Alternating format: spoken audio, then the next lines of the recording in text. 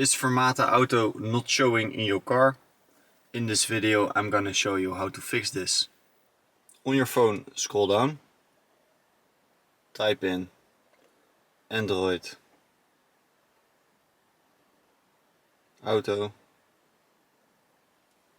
select it, scroll a bit down, choose which apps show in Android Auto and how they appear in the vehicle screen launcher.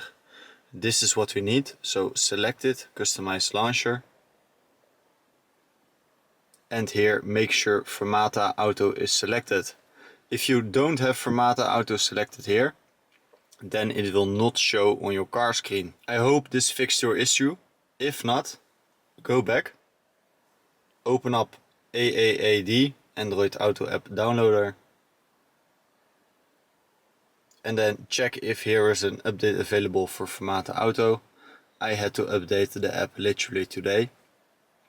So hope this fixed the issue. If not, this one may seem a bit obvious, but you need to connect your Android phone to the car with a cable, because with only Bluetooth it is not gonna work. So I have here a cable with on one end USB, and on the other end I have here USB-C.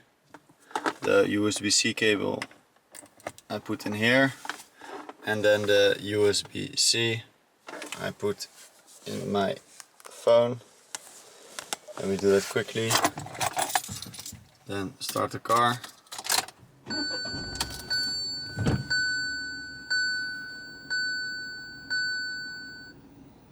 Android Auto is now starting up. Yes, tap on the dots in the left bottom corner. And now Fermata Auto should appear. So guys, hope this video was helpful and that it fixed your issue.